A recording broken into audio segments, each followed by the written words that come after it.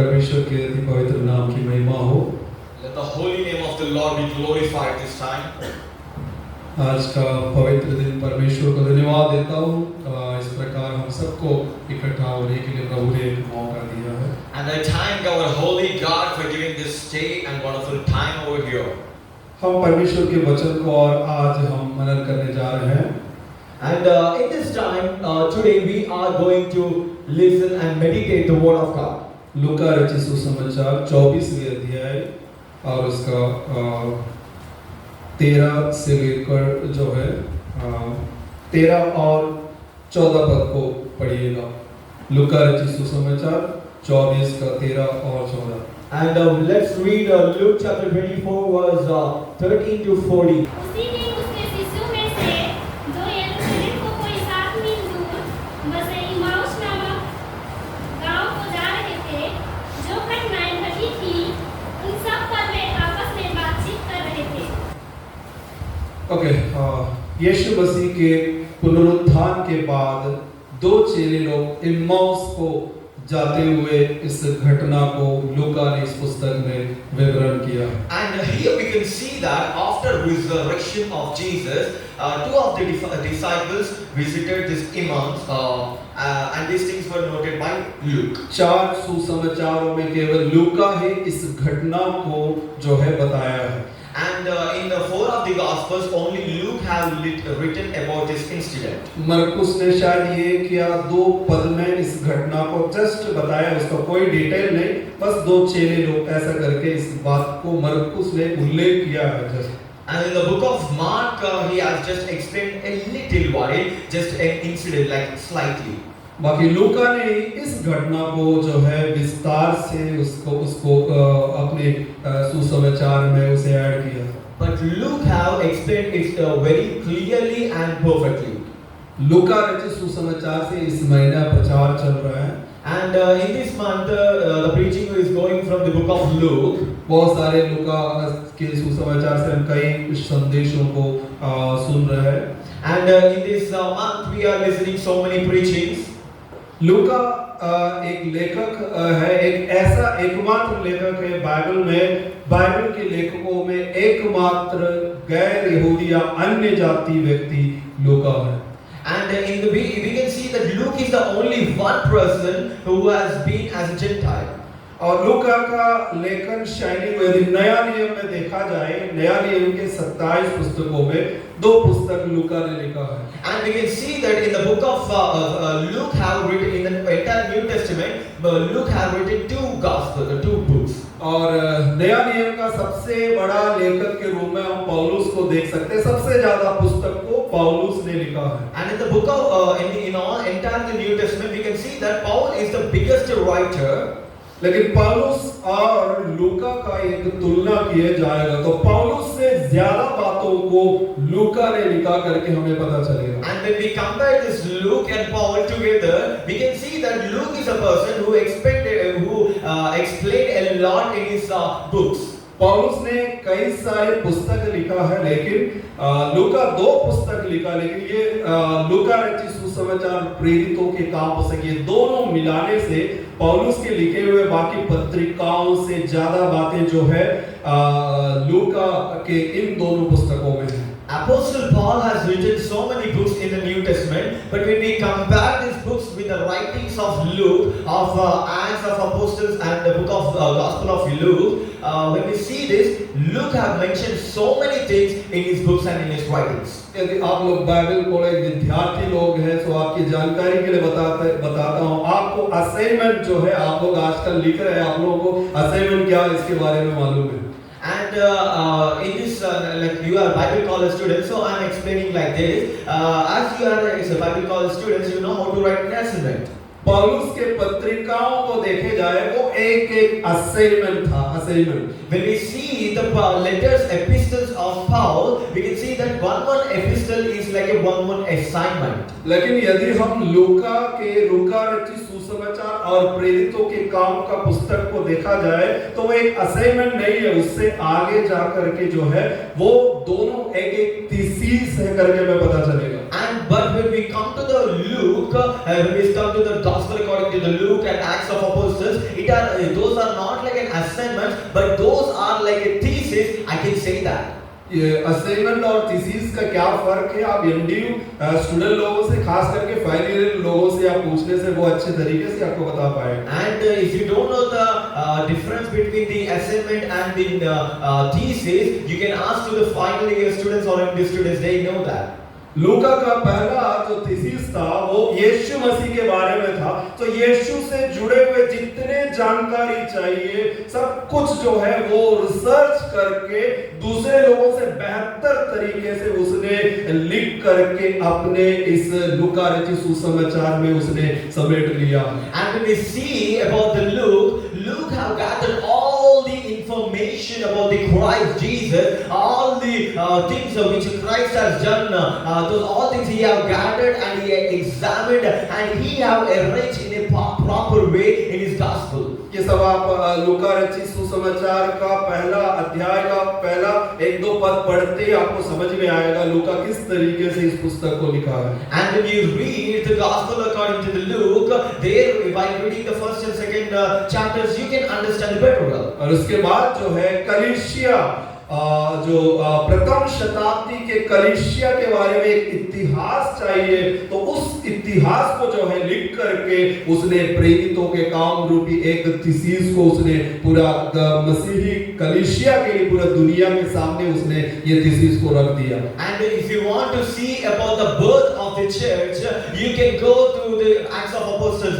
Luke have placed about the birth of the church for the helpful for the Christian communities. और आपको मालूम होना चाहिए उसका इम्पोर्टेंट क्या आपको मालूम होना, किसी और ने कलीसिया का इतिहास के बारे में लिखा नहीं।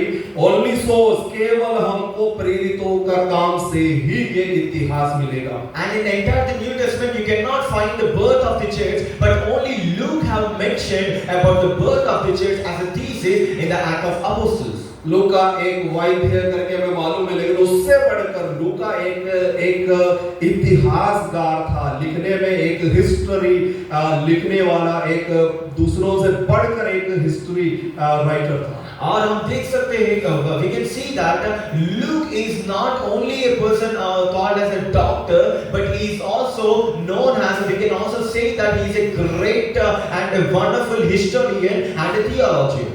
लोग मेरे ख्याल से, मेरे जो समझ में, नया नियम का लेखकों में सबसे पढ़े लिखा हुआ व्यक्ति है। And when we come to my perspective view, I can say that Luke is the best and perfect and clear writer in the New Testament. हम लोग पौलुस को बोलता है कि वो सबसे पढ़े लिखा व्यक्ति हो गए। And we used to say that Paul is the one who is very educated and who has written well.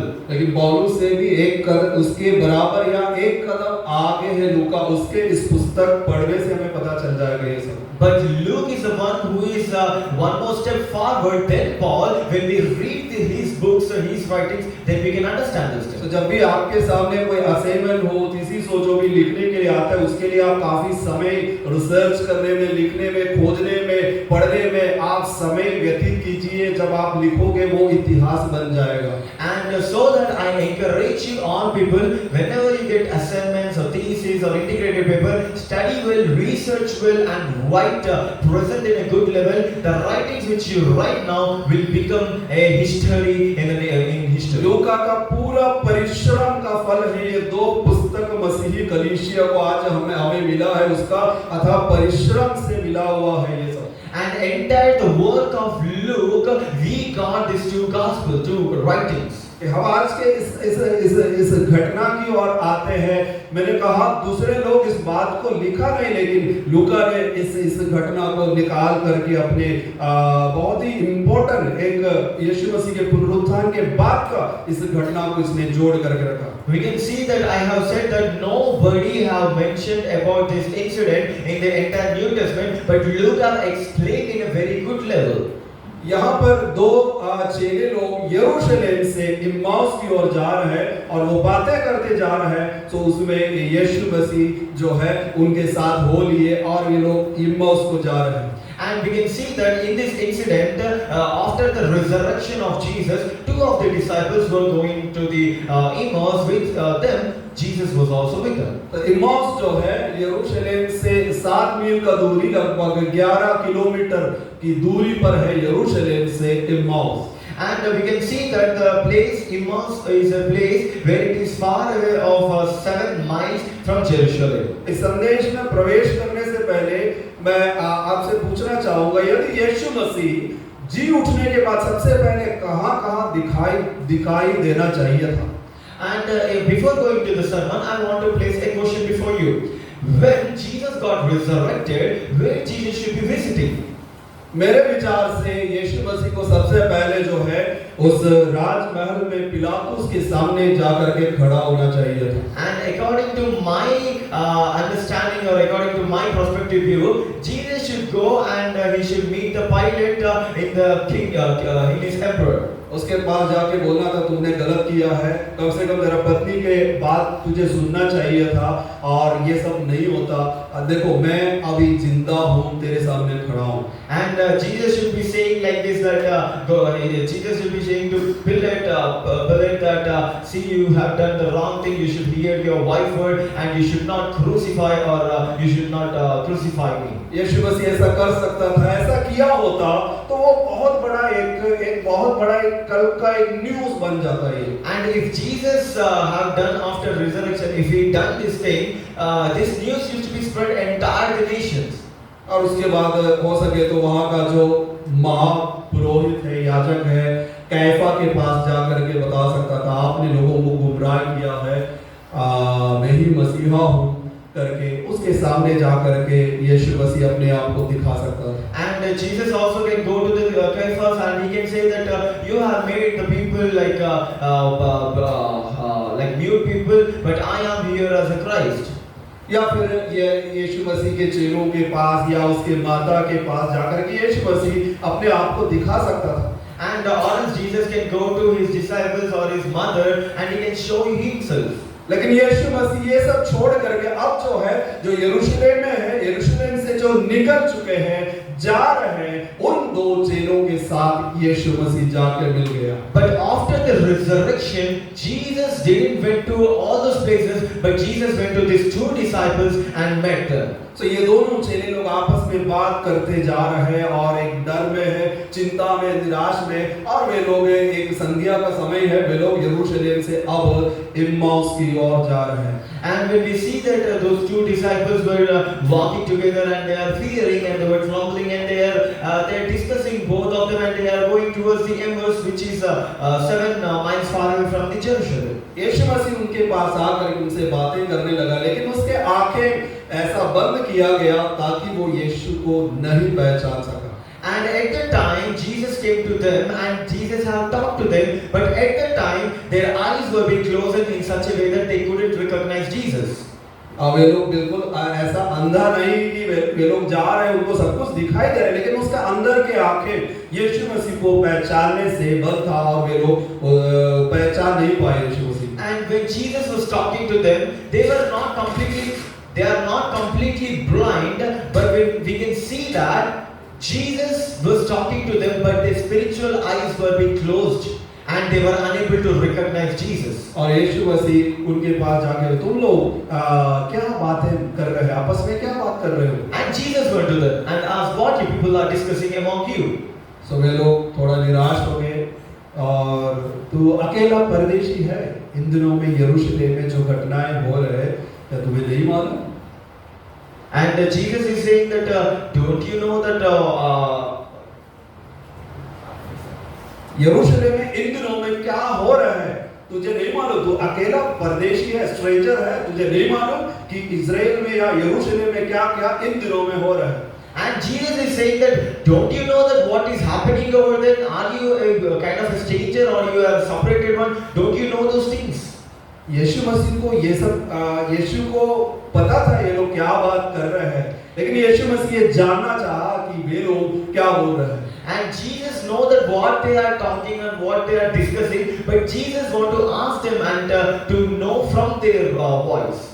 और उसका कहने का कारण, उसका यीशु मसीह पूछने का कारण, वे लोग क्यों अब यरूशलेम से इम्माउस की ओर क्यों जा रहे हैं, है यीशु मसीह का असली सवाल। And here we can see that the pure question of Jesus is why these disciples are going to the Emmaus. तो ये लोग कहने लगा, उसके बाद फिर यीशु मसीह के बारे में यीशु से कहने लगा कि इनको नहीं मालूम है, लेकिन यीशु के बारे में विस्तार से कहने लगा वे लोग। And at that time, these two disciples were talking to the Jesus without knowing that he is Jesus. They are talking about Jesus. उसमें एक व्यक्ति का नाम के बारे में बताया है, उसका नाम है Cleopas. And at that time, they have mentioned a name called Cleopas. अब दूसरा व्यक्ति का नाम का जिक्र यहाँ पर नहीं किया है। And second person name is not mentioned over here. और उसने कहा, उन्होंने यीशु नासरी के विषय में जो परमेश्वर और सब लोगों के निकट काम और वचन में सामर्थी भविष्यवक्ता था, यीशु के बारे में फिर कहना आरंभ कर दिया। And those two disciples talked to, they have said to Jesus about Jesus without knowing Jesus. वो परमेश्वर की ओर से आया है। And they were saying like the Jesus have came through God. वो एक भविष्यवक्ता था, वो बड़े-बड़े काम किया है। He was a prophet and he have done wonderful things. लेकिन हमारे महायाजकों ने उसे पकड़ करके क्रूस पर चढ़ा दिया। But our masters have catched him and they have crucified that Jesus. और हमें आशा थी कि वो इज़राइल को छुटकारा देगा। And we have believed and we have hoped that he will come and he will save Israel. उसे क्रूस पर मार दिया, और इतने ही नहीं, वो अभी तीसरा दिन है और वो जी उठा करके भी हमारे बीच में से कुछ स्त्री लोग आ करके कह दिया, उसका शव उसके जो है कब्र में दिखाई नहीं दे रहे। And they were saying to Jesus that Jesus was crucified and it is the third day when Jesus was resurrected. Already some of the sisters have came and they have said that Jesus' tomb is empty. यदि कहा जाए यीशु मसीह के बारे में शुरू से लेकर अंत तक, यीशु के रिजरेक्शन तक के बातों को वे लोग यीशु से कहा, पूरा जानकारी, पूरा ज्ञान, सब कुछ उनके पास है। And whatever the things were happened with Jesus, they have said all the things to him, like to Jesus without knowing he's Jesus. They have said all the things until the crucifixion. They have shared all the things about Jesus. फिर ये लोग क्यों यरूशलेम से Emmaus की ओर जा रहे हैं? Then why these people are going from Jerusalem to Emmaus? इसलिए यीशु मसीह पूछा, तुम लोग क्या बातें कर रहे हैं? और उनको ये बात मालूम है, ये पता करने के लिए उनसे बातें किया। And Jesus knows that why they are going, what they are discussing. But even Jesus knows. Jesus asked them why you are going. ये परमेश्वर एक बार आकर के कहा, हे आदम तुम कहाँ है करके उनसे पूछा। क्या परमेश्वर को नहीं मालूम था कि आदम कहाँ है? And in the beginning we can see that God, the Lord has asked Adam, hey Adam, where are you?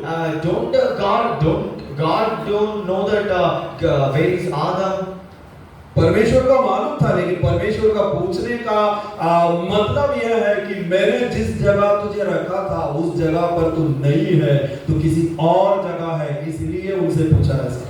God knows that where is this Adam, but even though God has asked because Adam is not in the place where he should be. So परमेश्वर इनको रखा गया है, यरूशलेम में ठहरे रहो, यरूशलेम में ठहरे रहना, जब तक पवित्र आत्मा नहीं आएगा तब तक यरूशलेम में ठहरे रहने के लिए इनसे कहा था। And Jesus, we can see that Jesus have instructed them that until you receive the power of God, you never leave this Jerusalem. लेकिन ये लोग यरूशलेम से इम्माउस की ओर भाग जा रहे हैं। But these disciples are leaving this Jerusalem and escaping from Jerusalem. उसका मुख्य कारण आप उसका 21वें पद पढ़िए।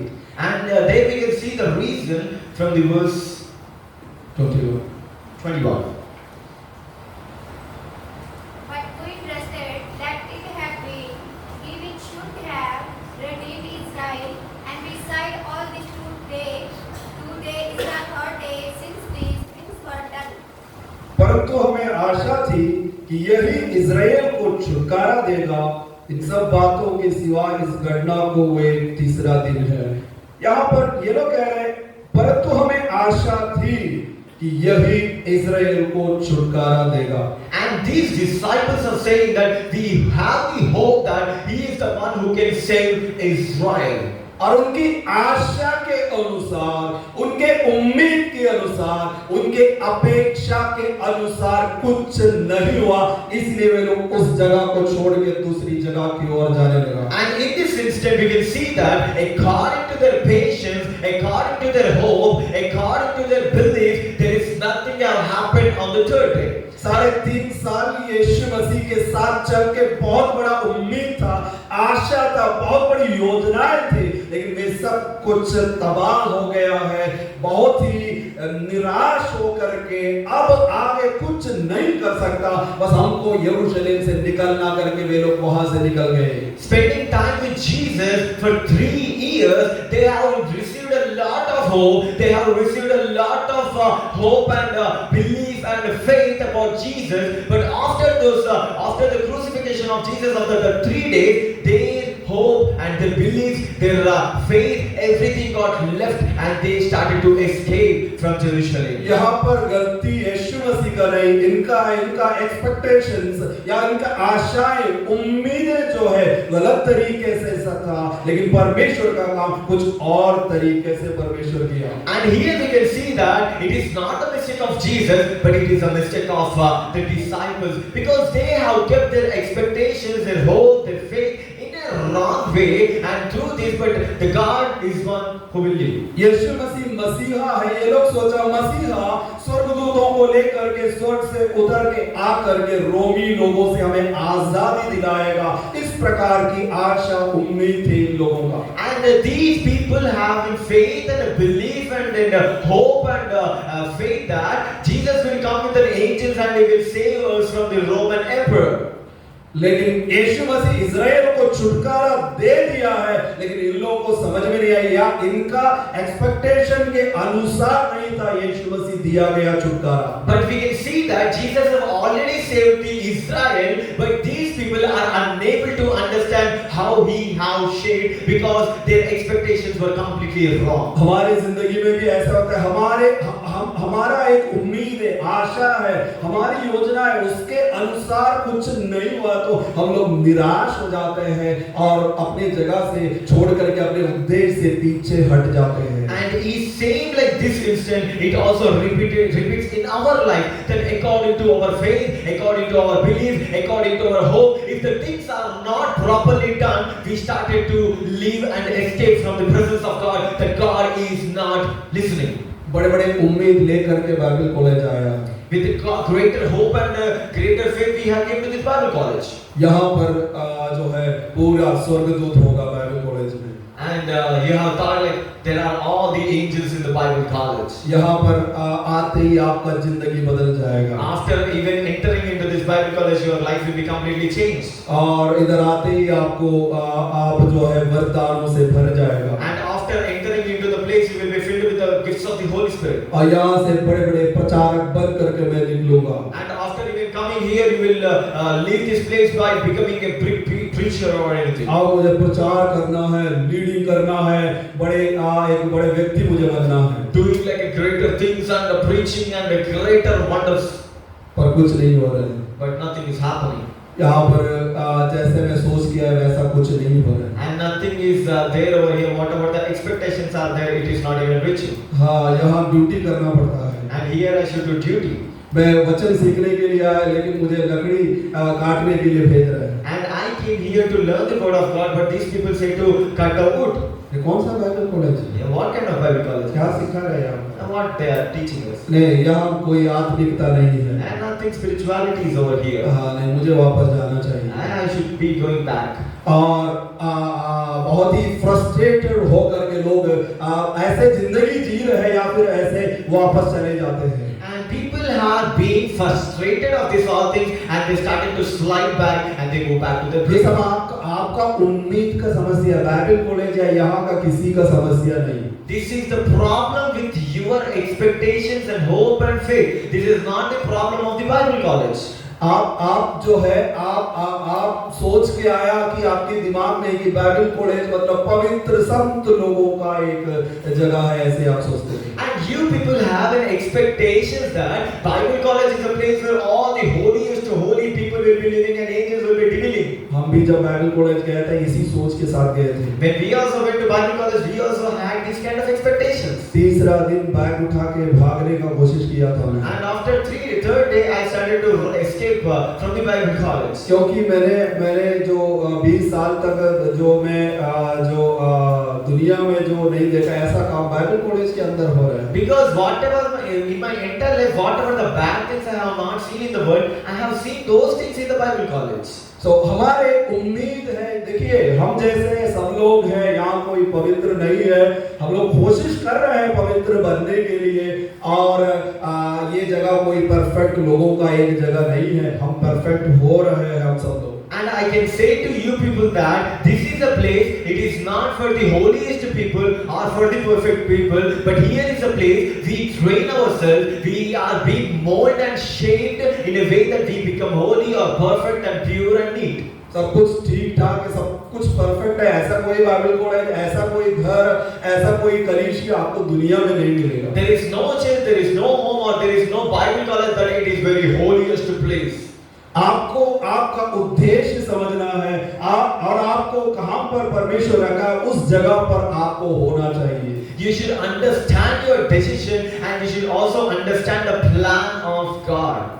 ये लोग बहुत ही निराश है और उदास होकर के ये लोग इम्माउस की ओर गया। And the scripture incident, we can see that they have completely lost their faith that Jesus has been resurrected from the third day, and they started to escape to the Emmaus. बहुत बड़ा डर भी है, क्योंकि अब यरूशलेम में रहना या यीशु का चेला बोल करके यहाँ खड़े रहना बहुत खतरा है, इसलिए आपको यहाँ से बच के निकलना यही ठीक है। And they have thought that being in Jerusalem, it is really a kind of trouble for us, and it is danger for us. People will kill us, so they are escaping from Jerusalem. जिंदगी में जब कभी problem समस्याएं आते हैं, हम लोग जैसे भी करके उस प्रॉब्लम को फेस ना करते हुए उसे एस्केप करने का, जल्दी उससे निकल जाने का, उस सिचुएशन से निकल जाने का कोशिश हम लोग करते हैं। And in our life, we can see that when problem or circumstances or calamities comes in our life, we don't try to face that problem, but we try to escape from the problem. इसलिए यीशु मसीह उनके पीछे गया, And that is the reason Jesus went behind them. उनका जिंदगी में गलती हुआ है, And some mistakes have happened in their life. उनके उम्मीद या उनके सोच विचार सब कुछ गलत हो गया है, And all their expectations, all their thoughts are being wrong. अब वो बहुत निराश उदास है और यरूशलेम से वो वापस जा रहे हैं। And they are fallen downcast and they are backsliding to the Emmaus. लेकिन यीशु मसीह जो उससे प्रेम करता था, इसीलिए यीशु मसीह उनके साथ हो लिया। And because Jesus loves those disciples, again Jesus went to them. वो बहुत उम्मीद लेकर के वहां यरूशलेम में थे, वह सब कुछ टूट गया, अब वापस जा रहे हैं, लेकिन वो टूटे हुए और जो निराश है उनके पास जाकर के यीशु मसीह उनसे बातें करने लगा। They have lived in Jerusalem with a greater hope and greater expectations, but all their expectations got broken and they escaped from the place. But Jesus again went to them and gave their hope. यीशु मसीह आकर के उनको डांटा नहीं, And Jesus didn't came and didn't scold them, उनके साथ चलने लगा। but Jesus has walked with them. और वचन की बातें मूसा से लेकर, वचन में मूसा से लेकर के सारे भविष्यवक्ताओं के बातें और पूरे पवित्र शास्त्र के बातें खोल करके जो है उन लोगों से बातें की। And there Jesus have explained all the things, the incidents in the Bible, from the Moses, from the all prophets. Jesus has taught them. और उनको चलते चलते उनसे बातें करते गया। While walking, Jesus have talked to them. ये 7 kilometre 11 kilometre वे लोग चलते चलते जा रहे हैं और रास्ते में यीशु मसीह उनसे बातें करते जा रहे हैं। And these 7 miles Jesus have walked with them and Jesus have talked to them. So और बातें करते गया और उनको वचन सिखाते गया उनको। And while he was walking along, he also teaching along. यीशु मसीह का संदेश का निचोड़ ये था कि 26वें पद में लिखे, क्या आवश्यक ना था कि मसीह ये दुख उठाकर अपनी महिमा में प्रवेश करे। And we can see from the verse 26 that did not the Messiah have to suffer these things and then he entered this glory. यीशु मसीह उनके साथ रह करके कई बार उनसे बोला कि मुझे लोग पकड़वाए जाएगा यरूशलेम में और क्रूस पर चढ़ाए जाएगा। And when Jesus is with his disciples, Jesus have repeated the phrase that I will be cast and they will make me to suffer. लेकिन कभी भी ये लोग उम्मीद नहीं कि ऐसा कुछ नहीं होगा। And these disciples never thought like these things will be happening. पतरस से भी बोला, पतरस भी यकीन नहीं किए ये सब बातें। And even Jesus said to Peter, but Peter also didn't believe. इसलिए यीशु मसीह को जब पकड़ाया गया तो सब लोग तितर बितर हो गया, डर गया, भाग गया। And that is the reason when Jesus was cast out with the soldiers, all the disciples got scattered. लेकिन अभी यीशु मसीह उनको जो है पुराना नियम से, मूसा की व्यवस्था से लेकर भविष्यवक्ता, पूरा पवित्र शास्त्र के हर एक बातों में जहां जगह यीशु मसीह के बारे में भविष्यवाणी है, वे सब निकाल करके उनको संदेश दिया, उनको समझाया। But we can see in this phrase, this passage that while he was walking with the disciples, he was explaining about each and every processes about Jesus to the disciples, from the Moses to the entire book. यीशु मसीह उनके पास जाकर के उनको डांटा नहीं, तुम लोग क्यों Emmaus जा रहे हैं, लेकिन उनके साथ जाकर के उनको वचन सिखाते गया। Then we can see that Jesus didn't reprove them, but Jesus started to love and explain them about the processes. बातें करते करते वे लोग इम्माउस पहुंच गया, And while their conversation, they have reached the place Emmaus. और उनको लगा कि शायद यीशु मसीह ये इनके साथ जो अपरिचित है, स्ट्रेंजर है, वो शायद आगे बढ़ रहा है। And these disciples thought that this stranger is also this stranger is also is coming with us. तो वे लोगों ने बोला, आप यहाँ रहिए, साँझ हुआ है, संध्या हुआ है, आप हमारे साथ रह सकते हैं। And they have said that it is being like evening, so you be with us. तो उनके लिए भोजन बनाया गया, And they have prepared the food for them. और भोजन के समय यीशु मसीह रोटी तोड़ करके उनको दे दी। And while they are having their meal, Jesus have broke the bread and gave to them. अचानक उनके आँख खुल गए, And at that time their eyes were opened, और वो पहचाना कि ये यीशु ही है। and then they recognized that this is Jesus. तुरंत यीशु मसीह वहां से गायब हो गए। And at that time Jesus got disappeared from the ये place. लोग पूरा उलझन में हो गए एक ही पल में। And at that time they were completely troubled. इतने घंटों से ये लोग सफर करके उनके साथ बात करके आ गया और भोजन के लिए बैठा। अचानक उनको मालूम हो गया हमारे साथ जो स्ट्रेंजर है, जो बात कर रहा था, वो यीशु मसीह है। And while walking so long and had a great conversation, while they have reached their place destination, while they were eating, then at that time they have recognized that this stranger is none other than Jesus. And at that time Jesus got disappeared from them. बड़े हलचल much गया है, And it was completely shaken at the time. और वे लोग आपस में बोल रहा था, देखो हम लोग उनसे बात करके आ रहा था और वो हमसे बातें कर रहे थे, तो क्या हमारे अंदर उत्तेजना नहीं हुआ? And at that time they are saying like while he was talking to us, didn't our heart didn't burn?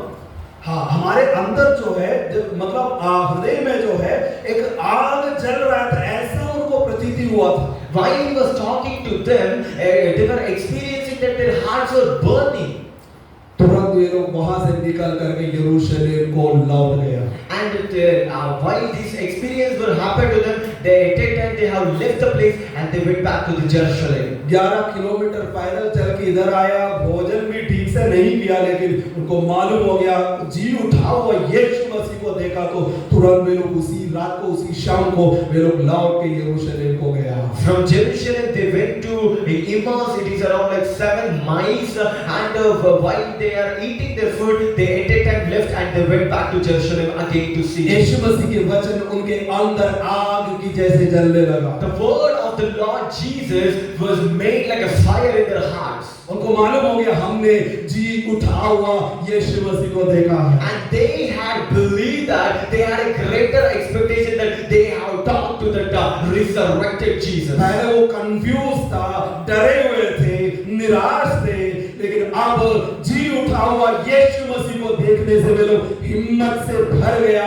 और उसी रात को यरूशलेम की ओर लौट गया। Before they were completely troubled, they were completely downcasted, and they were completely feared. But at that time when they have recognized that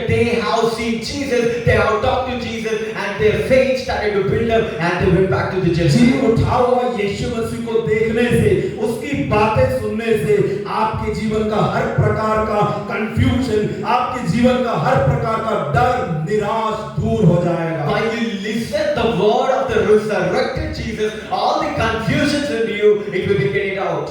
हम लोग यीशु मसीह को जानते हैं, We know Lord Jesus. यीशु मसीह के जन्म के बारे में जानते हैं, We know about the birth of Jesus. यीशु मसीह के पब्लिक मिनिस्ट्री के बारे में हम जानते हैं, We know about the public ministry of Jesus. यीशु मसीह के द्वारा किए गए अद्भुत चमत्कारों को हम जानते हैं। We know the wonders, miracles which were done by Jesus. लेकिन सवाल है, जी उठा हुआ यीशु मसीह को आप देखा या आप जानते हो, आप पहचानते हो?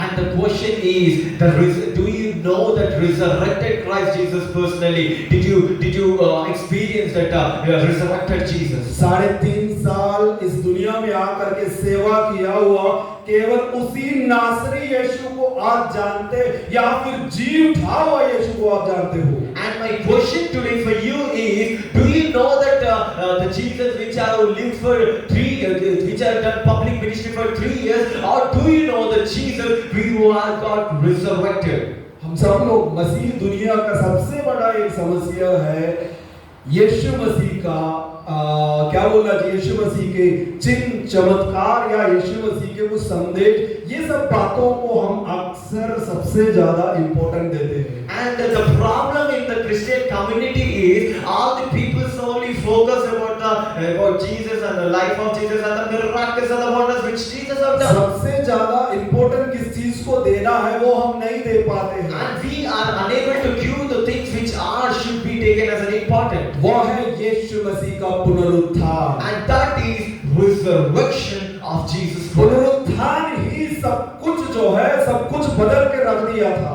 And the resurrection is the only one thing which has changed everything. यीशु मसीह केवल कुछ चमत्कार करने के लिए इस दुनिया में नहीं आया। Jesus didn't came to this earth to do the miracles and wonders. आंखों को केवल अंधों को आंखें देने के लिए या मुर्दा को जिलाने के लिए यीशु मसीह इस दुनिया पे नहीं आया। Jesus didn't come to this earth to give the sight to the blind and to make the lamb to walk, and not for these miracles only. ये सब यीशु मसीह किया है, लेकिन यीशु मसीह इसीलिए आया, वो पापों को नष्ट करके शैतान के सिर को कुचलने के लिए कलवरी क्रूस पर मर कर अपने आखिरी बूंद लहू बहाकर मृत्यु से तीसरा दिन जी उठने के लिए यीशु मसीह इस दुनिया में आया है। For the very purpose of Jesus, you can see that Jesus came to this earth to wash away all the sin of all the entire mankind and to shed the blood on the cross and to resurrect on the third day. So पुनरुत्थान के बाद जो यीशु है उसे हमें सबसे ज्यादा important देना है। And we should give the most important for the resurrection of the Christ Jesus. जितने सारे सुसमाचार जो लिखे रखा उसका जो क्लाइमैक्स क्या है, यीशु मसीह का पुनरुत्थान है। And what is the climax of all the gospels or all the books? And that is resurrection of Jesus. ये सब करके पूरा इतिहास लिख करके लूका हो या अन्य चेले लोग जो है, अन्य जो लेखक लोग जो है अपने संदेश को कंक्लूड करते हैं उस यीशु के रिजरेक्शन पर है। And we can see that all the disciples or all the writers of the New Testament, all their when you see the writings in the conclusion, in the climax, they say all the things, but in the climax they say about Jesus' resurrection, that Christ has alive. नया नियम में बहुत सारे प्रचारों को हम देख सकते हैं, प्रचार, preaching। And in the New Testament we can see so many preachings. सबसे बड़ा पहला प्रचार जो है पौलुस के द्वारा किया गया, And first the preaching was done by पतरस के द्वारा। Peter. और उस प्रचार का विषय क्या आपको मालूम है? यीशु मसीह का पुनरुत्थान था उसका topic. And do you know the first preaching of the Peter, and that is about resurrection of Christ Jesus. उसने पेंतिकोस्त के दिन में किया था। And he has done this preaching on the day of Pentecost. उसके बाद जो है महासभा के सामने पतरस प्रचार करते हैं, वहां पर भी उसने उस रिजरेक्शन के बारे में प्रचार किया। And after, in front of all the huge amount population, Peter has stood up and preached about the resurrection of Christ Jesus. उसके बाद पौलुस जितना प्रचार किया अलग-अलग जगहों में में प्रचार किया करके हम प्रेरितों के काम में देखते हैं, वहां का मुख्य केंद्र विषय यीशु मसीह का पुनरुत्थान है। And in all the preachings of even Paul has said about a lot of things, but all the climax come to one point that my Jesus got resurrected. आज यीशु मसीह के पुनरुत्थान के बारे में गवाही देने की जरूरत है। And we are in need to give the testimony and to be a witness for Christ Jesus that He has been resurrected. यीशु मसीह बीमारों को चंगा किया करके शैतान को कोई फर्क नहीं पड़ने वाला है। And the Satan doesn't care that Jesus has healed the sick people. लेकिन यीशु मसीह मृतकों से जी उठा है, वो पुनरुत्थित हुआ है, ये संदेश शैतान का पूरा राज्य को हिला के रख देगा। And the message and the word that Jesus has been raised and resurrected on the third day, and this message will shake the kingdom of the Satan. क्योंकि शैतान का आखिरी हथियार था, आखिरी उसका दाव था मृत्यु। उस मृत्यु को पराजित करके यीशु मसीह जी उठा है। And the Satan was having only one weapon that Jesus couldn't resurrect, but we can see that Jesus got resurrected and shaken all the kingdoms of the Satan. उस यीशु मसीह को आप लोग देखना है। And to that Jesus, you should be a testimony. उस यीशु मसीह का दर्शन प्राप्त करना है। And that Jesus visions, you should be receiving. और वो उनका जिंदगी को बदल के रख दिया।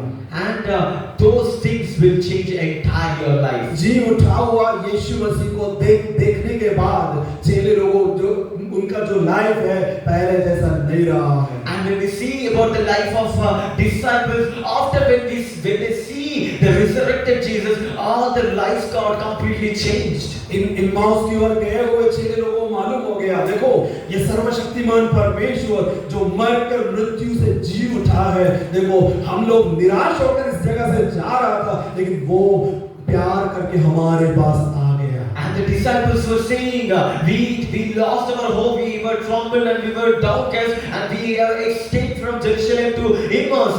But Jesus didn't reprove us, but He has loved us and He came to meet us. ये लोग इतना महत्वपूर्ण लोग नहीं था ये दोनों। And these two people are not much important people. इससे पहले हम इनको कहीं नहीं देखता है। And we cannot see these people before anywhere in the books.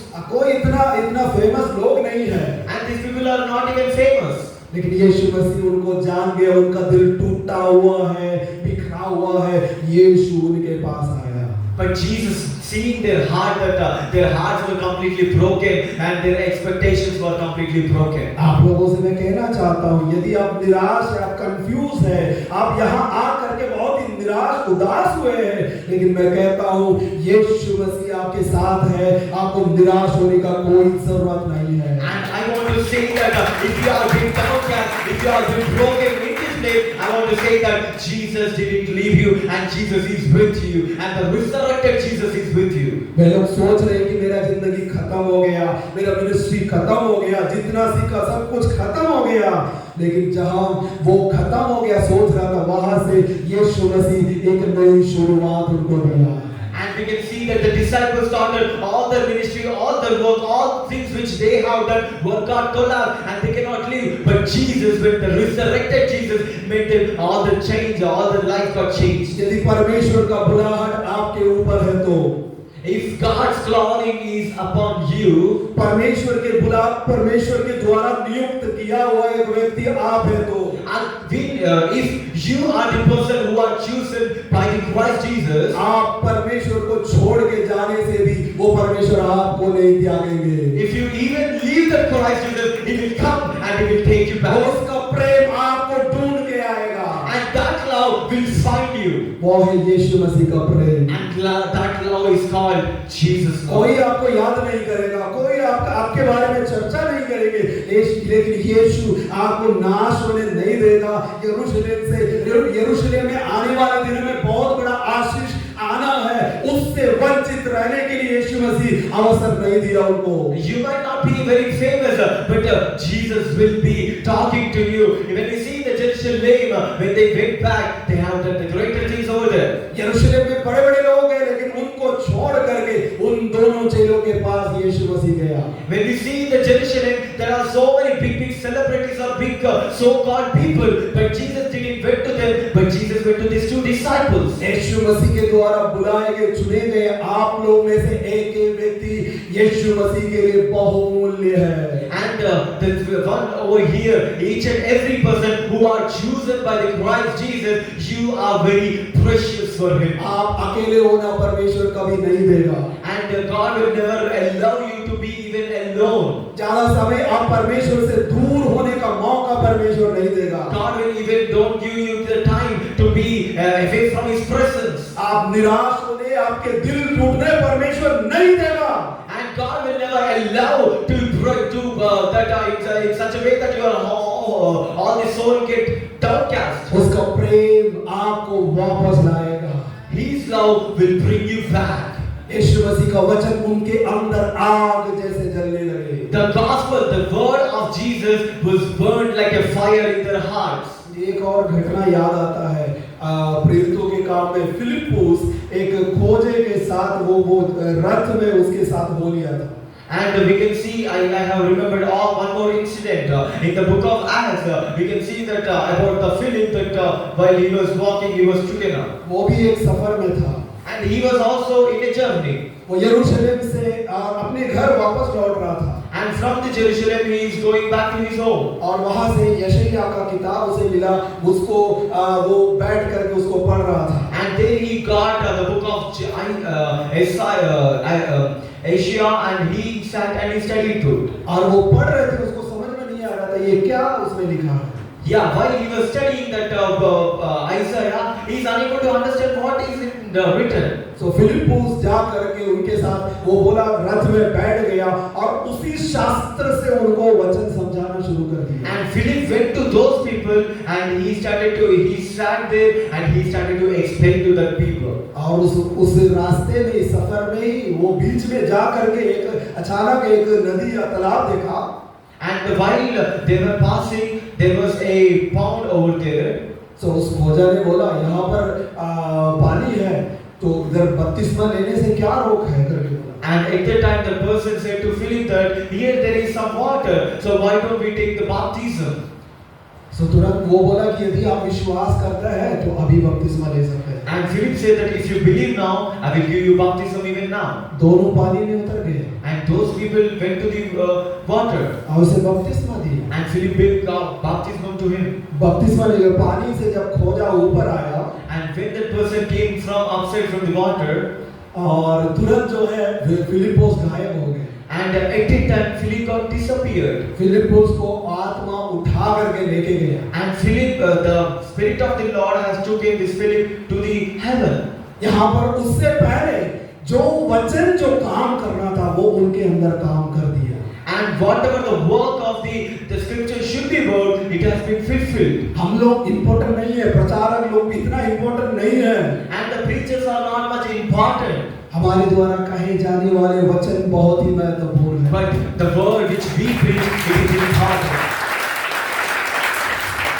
यीशु मसीह उनको जी उठा ये सब दिखा करके वहां रह सकते हैं, यीशु बोले, लेकिन उनके द्वारा कहा गया बात ही काफी है। अभी यीशु का प्रेजेंस का भी जरूरत नहीं है क्योंकि उनके अंदर परमेश्वर के वचन के आग लग चुका है। And Jesus can stay with those disciples after even resurrecting, after he can stay with them. But Jesus said them the word which he has spoken to them, that is enough for them. Even the word which Jesus has spoken them, and the word became fire in their hearts. 1 साल 2 साल 3 साल 4 साल जितने साल इधर पढ़ते हैं उसी दौरान परमेश्वर के वचन का आग यदि आपके अंदर जलने लगे तो आपका जिंदगी बदल जाएगा। And this time when you spend over here, the 1 year or 2 year or 3 year or many years, the word of the Lord, if you receive the word of Jesus, it will burn in your heart. जी उठाओ, यीशु के वचन आपके कानों में गूंजना चाहिए। And the word of the Christ Jesus who has resurrected, it should be in your ears. आपको बहुत सारे ज्ञान आपको इधर से मिलेगा, सब आपके दिमाग में रहेगा। And so many theology things or the knowledge can be stay in your mind. लेकिन व्यक्तिगत रूप से यीशु मसीह से आप सुनना, आपके हृदय को उसका वचन छेद करके आपके अंदर आग जैसा काम करना चाहिए। But here the word of the God, the word of Jesus, the word of the resurrected Jesus should be burning in your heart. ये इम्माउस की ओर जाने वाले चेले लोग व्यवस्था वचन सब कुछ जानता है। And the people who are going to these Emmaus and the disciples, they know everything about the word of God. इसलिए वे लोग यीशु मसीह से ये सारे घटने का कह दिया था। And because of these things, they have shared all the things to the Jesus. वे सब रब्बी लोगों से इधर से उधर से वे लोग सुने थे। And these people have learned and heard from these rabbis. लेकिन जी उठा हुआ यीशु मसीह से सीधे तौर पर ये वचन जब सुनने लगा तो उनके अंदर जो है आग जैसा उनका हृदय जलने लगा। But these people, when they have heard from the voice of the resurrected Jesus, the words of the voice of the Lord has burned their hearts. जी उठा यीशु मसीह के बारे में जब पतरस ने प्रचार किया पवित्र आत्मा से भरकर, तो उनका हृदय छिद गया करके वचन में लिखा है। And in the word, in the scripture, we can see that when Peter stood up and preached about the resurrected Christ, it had been changed and shaped the hearts of people. परमेश्वर का वचन जीवित प्रबल और हर एक दो धारी तलवार से भी बहुत छोटा है। And we can see that the scripture of the Lord is very powerful and it is like a two-edged sword. ये वचन सबसे पहले आपके हृदय को जलाना चाहिए, छीदना चाहिए, परिवर्तित कर देना चाहिए। And the scripture should be burning your heart and shake your heart and mold your heart.